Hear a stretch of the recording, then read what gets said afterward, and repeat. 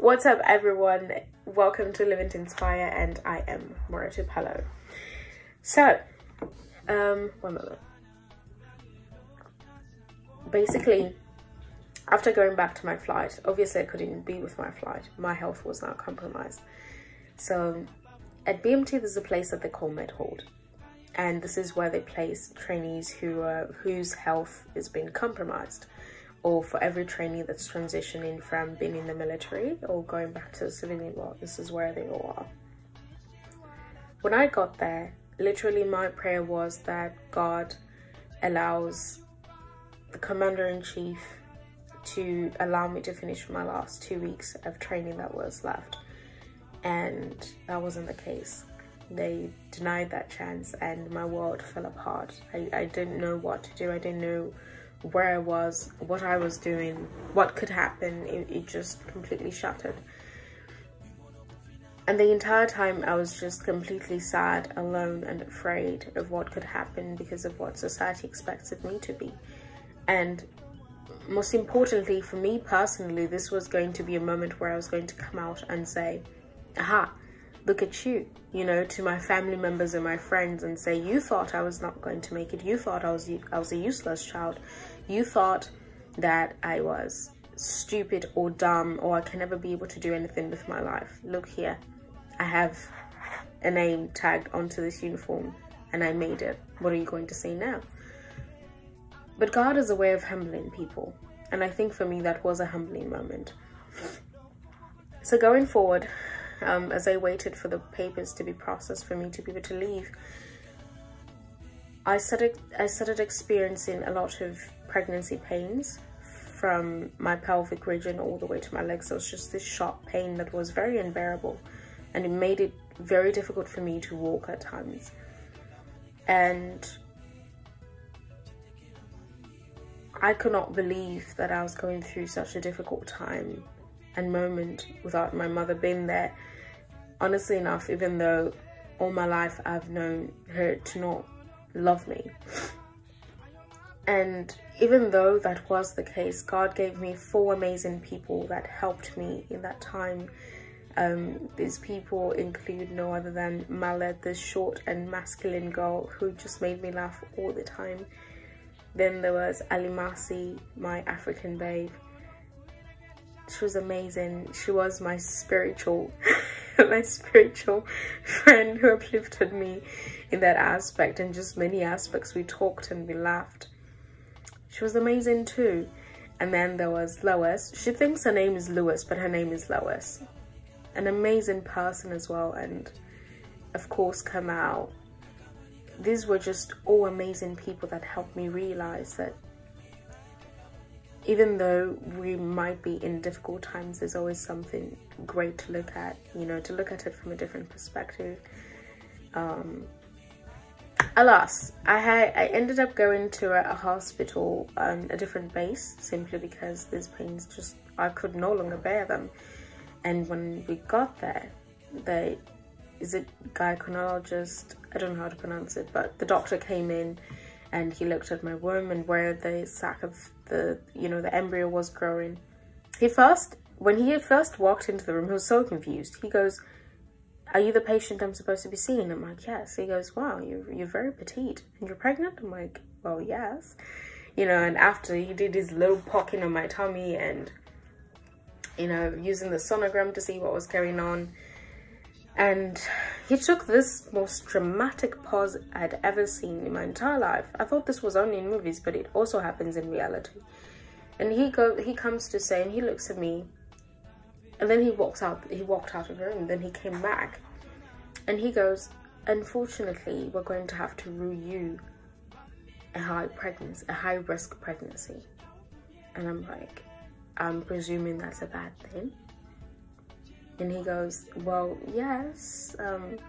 See, the thing is, you're very petite, and obviously pregnancies grow, and we just think there isn't enough room for the baby to grow in your womb. And, you know, for the fact that you're already experiencing complications at only just 11 or 10 weeks, we don't think this baby is going to survive. We don't think there's going to be enough nutrients to support your tiny body and the baby as well." So for that reason, you have to decide whether it's your life or the baby's life. Whew. I sat in that chair again and I said, God, what is your problem? You have a problem. A very big problem. You gave me this thing, obviously because you think I can handle it. Now these people are telling me that, oh, I have to choose between its life and my life. Just when I'm beginning to accept that I'm going to be a mother, you've got to be kidding me. Tell me something else. And that wasn't the case. It was what it was. So I finally, my papers were processed and I left BMT. And when I came back home, I was laughing with them, I was smiling, I was just coming up with all different lies, telling them I had gotten a job in Ghana, so I was going to work, when, with all honesty, I was running away to Ghana.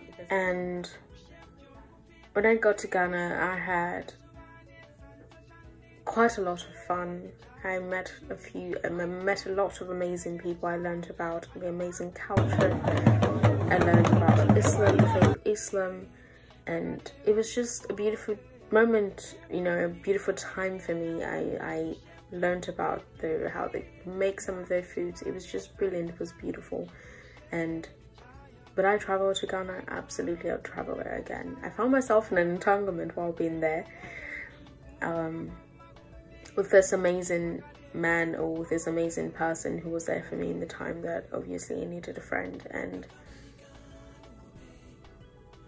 all I can say that it was a beautiful time, and I'm forever grateful for that moment, because it was just beautiful.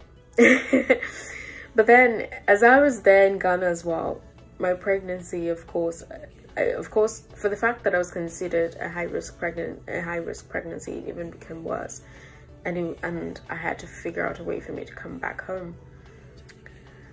So I first told my aunt, and when I texted my mother was like, oh, I knew already. And I was like, who told her? I was like, did my aunt tell her? You know, it was just like a bit confusing.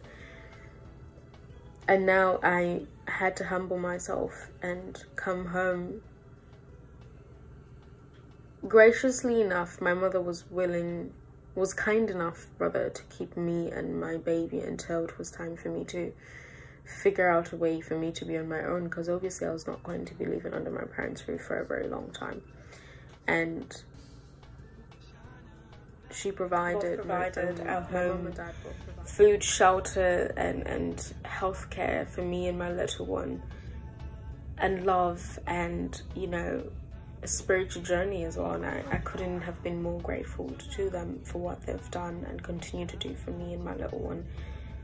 They're the type of family that I never thought I could ever have, or that which I was looking in other people's homes and didn't realize that I had it all along. Honestly enough, it was very interesting, because not only had the father of this child denied this pregnancy and denied her, but family members also talked, you know. And you know, when family members begin to talk, they add their own spices to the story. It was so bad to the point that this distant cousin of mine literally came to my inbox and she said, oh, I heard you're pregnant. Are you having a boy or a girl? And I looked at that message and I was like, Chikashana, you know, like, girl, no. You should be ashamed of yourself. Like, honestly, yes, I understand this is an inevitable moment in time for me, but I don't expect you to come and blow it all up in my face. And, you know, I was like, you know what?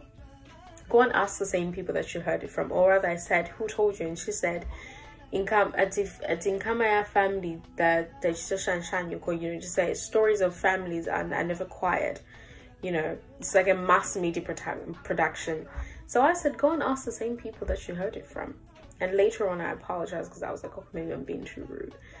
But I've never begun to understand the whole concept of gossiping about somebody or being able to talk about somebody else's life without really understanding the genesis of that person. Many other times I've sat down and I'm like, do these people know what it means to be not only taken advantage of, but to be raped at a very young age, especially by a woman, your aunt, who everybody trusted and left you in care of. Do you know what it feels like to dwell on that for so many years and not understanding why it is you've never been able to let go, why it is that you've never been able to forgive? Do they know what it feels like to feel this, to feel that? You know, and yet here they are just labeling me for the actions that obviously are portrayed, to say, oh, she's a horrible child, she's unintelligent, she's so pathetic, in such a way that her siblings are thriving and she's not thriving. She shouldn't have gone to America. Her mother should have only taken her sister or brother. She's absolutely nothing and she'll never amount to anything. And at some particular point in time, honestly enough, I began to think that, and I began to accept all that which was said upon my life. From different family members, of course. Even from the people that you thought loved you, but they don't. They all just seem to portray a color that isn't of them, you know. Oh God, it's so amazing. And when my daughter was born, and of course when I was rejected by family and many other people, and I looked at her and everything seemed to stop. And in that moment, I really and truly understood what it meant to love. What the kind of love I've been looking for so long. I finally felt it, and I finally found it. And I could now finally move on in my life. My life was no longer going to be the same because I finally found whatever it was that I was looking for. Because I thought being able to wake up in the morning and having a man text you to say, oh, Mufi, you're beautiful, or, pardon me, Mario, beautiful, or you are the sunshine to my sun rays, you're just this African goddess, you're gorgeous, you're intelligent, you're this, you're that. To have that fatherly love and fatherly figure in a man, that is not true love. That is not true love at all. True love knows no bounds. True love is indefinite. True love is given and expecting nothing in return. True love has so many definitions and forms. But most importantly, true love is accepting and letting go. And ever since the conceiving of my little one, I've been able to let go and accept of a lot of things.